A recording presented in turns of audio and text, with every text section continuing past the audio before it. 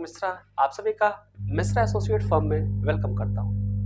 हम सभी जानते हैं कि इनकम टैक्स एक्ट 1961 चेंज हो चुका है और रिफॉर्म किया गया है इनकम टैक्स एक्ट 2025 जो आपका 1 अप्रैल 2026 से लागू होने वाला है। क्लियर? तो चलिए हम लोग बात कर लेते हैं मोटा मोटा कि जो ये इनकम टैक्स एक्ट रिफॉर्म किया गया, लागू किया जा रहा है, उसमें क्या क्या बदलाव है।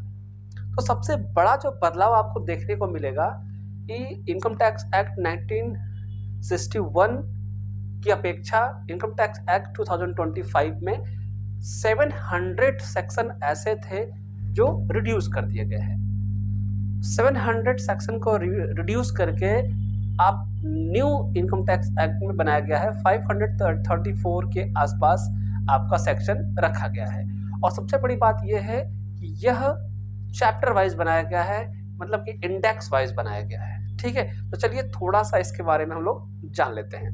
देखिए, अगर हम बात करें इफेक्टिव डेट की, तो ओल्ड रिजिम, अगर हम ओल्ड ही कह सकते हैं, जैसे जीएसटी की तरह हम ओल्ड ही कह सकते हैं, तो ओल्ड इनकम टैक्स एक्ट 1961 का इफेक्टिव डेट है, जिस डेट से लागू हुआ था वो था 1 अप्रैल 1962 का। उसी तरीके से इफेक्टिव डेट जो फर्स्ट का है वो होगा 1 अप्रैल 2026 का। क्लियर? अगर हम बात करें ओवरऑल स्ट्रक्चर की, तो लेंथ जो इनकम टैक्स एक्ट 1961 था वो बहुत ही लेंदी था, बहुत ही लेंदी था। क्यों?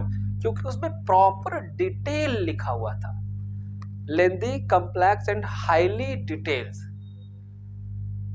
पूरी तरीके से एक एक पॉइंट को डिटेल में समझाया गया था, इसलिए हम कह सकते हैं कि थोड़ा सा लेंदी हो जाता था। न्यू की बात करें तो न्यू में इसने क्या कर दिया है, सिंप्लीफाइड कर दिया गया है लैंग्वेज को।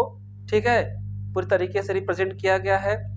उसके बाद कंटेंट स्ट्रक्चर अच्छा बनाया गया है, कंटेंट स्ट्रक्चर को अच्छा करके और सेक्शन में कन्वर्ट कर दिया गया है।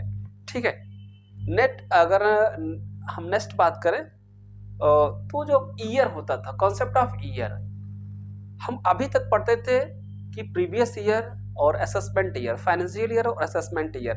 ठीक है, तो पहले क्या होता, बेस्ड ऑन प्रीवियस ईयर जब इनकम टैक्स की टैक्स लायबिलिटी को कैलकुलेट करते थे वो बेस्ड ऑन प्रीवियस ईयर के हिसाब से करते थे। ठीक है, इनकम टैक्स। अब क्या हो गया, इंट्रोड्यूस ऑफ टैक्स ईयर 1 अप्रैल 31 मार्च, मतलब कि अब हम उसको इंट्रोड्यूस किस नाम से करेंगे, टैक्स ईयर के, जो कहां से कैलकुलेट होगा, 1 अप्रैल से 31 मार्च से